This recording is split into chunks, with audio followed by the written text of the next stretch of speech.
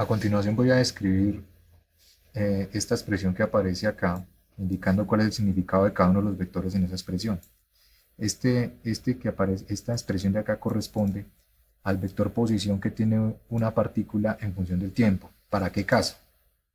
Para el caso en el cual todas las fuerzas que actúan sobre el cuerpo, al sumarlas, todas las fuerzas que actúan sobre el cuerpo, el resultado es una constante.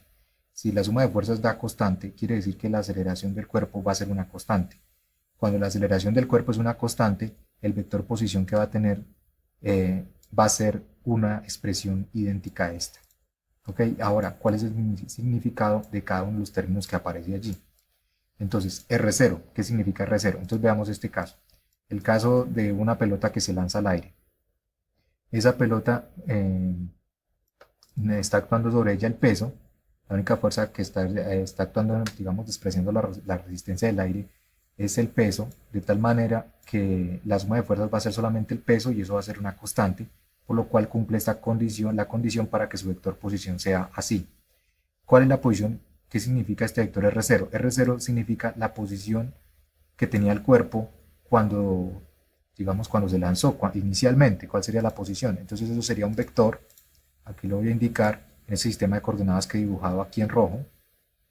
Entonces esto va a indicar la posición que tenía inicialmente el cuerpo cuando se lanzó. Eso es lo que va a significar este R0, la posición inicial que tenía el cuerpo cuando se lanzó o cuando comenzó el movimiento o cuando comenzamos nosotros a estudiar el problema. ¿Okay? Eso es lo que significa ese R0. Bien, ahora, ¿cuál es el significado de los otros términos? Entonces vamos a ir con el siguiente término, que sería el término de velocidad.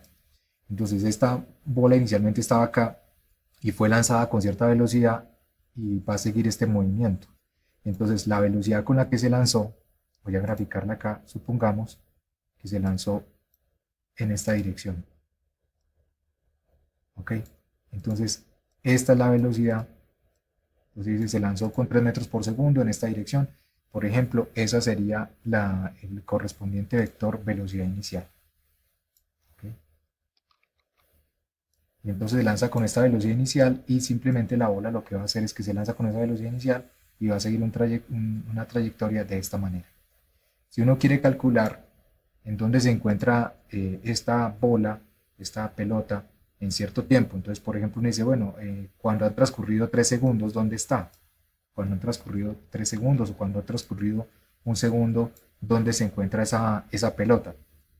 Entonces es muy sencillo, uno reemplaza el tiempo. Entonces, digamos, vamos a decir, vamos a calcular a los 3 segundos. Entonces reemplazo la t por 3 segundos. Aquí 3 segundos.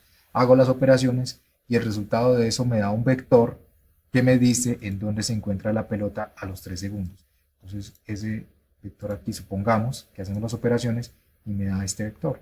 Entonces me dice en dónde se encuentra la pelota a los 3 segundos. ¿Ok? Y eso es lo que significa este R de t. Ahora, la aceleración con la que se mueve el cuerpo, esta aceleración proviene de la suma de fuerzas externas. Esta que aparece acá es esta misma de acá. ¿Ok? Proviene de la suma de fuerzas externas. ¿Ok? Entonces ya sabiendo cuál es el significado de cada uno de estos términos, ahora entonces voy a escribirlos aquí explícitamente cada uno de los términos. ¿Sí? Entonces, por ejemplo, aquí se encuentra el, el mismo vector R0 más V0T, etcétera, aquí aparece. Entonces, escrito en componentes, este vector R0 tiene componentes XY. Entonces, aquí el R0 tendría una componente en X y una componente en Y. Eso es lo que está escrito aquí como X0, Y0. Igualmente para el caso de la velocidad también tiene componente en X y también tiene componente en Y. Y eso es lo que está escrito aquí. ¿Ok? Y la aceleración, igualmente, la aceleración va a tener la dirección de, de la suma de fuerzas. Entonces, de todas las fuerzas que actúen sobre esta pelota, entonces supongamos, aquí lo voy a dibujar, la única fuerza que está actuando es el peso, entonces la suma de fuerzas en este caso, pues va a ser el mismo peso, entonces sería simplemente esta sería la dirección de la suma de fuerzas, en este caso que solamente está actuando el peso, Entonces, en esta misma dirección va la aceleración, en este ejemplo. ¿Ok? Entonces, la aceleración en este caso, pues, solamente tiene componentes y, pero en general, la aceleración podría ir diagonal, etcétera. Entonces, también tendría componentes x y y. Entonces, aquí esto lo que está indicando son las componentes x y y de la aceleración. Ahora, en esta parte de acá, lo que se ha escrito es esto mismo, solo que está escrito por, digamos, sumando las componentes. Aquí está x0, mírenla, más, y sumo la primera componente, b0x por t, aquí está, primera componente, y sumo la primera componente de este vector, que sería 1/2 por ax por t cuadrado, mírenlo acá. ¿Okay? Entonces aquí en esta primera parte sumé las primeras componentes y me da como resultado la primera componente. Después sumo las segundas componentes, aquí está, segunda componente que es b0y por t, y más la segunda componente de este vector que sería 1/2 por ay por t cuadrado. Mírenlo acá.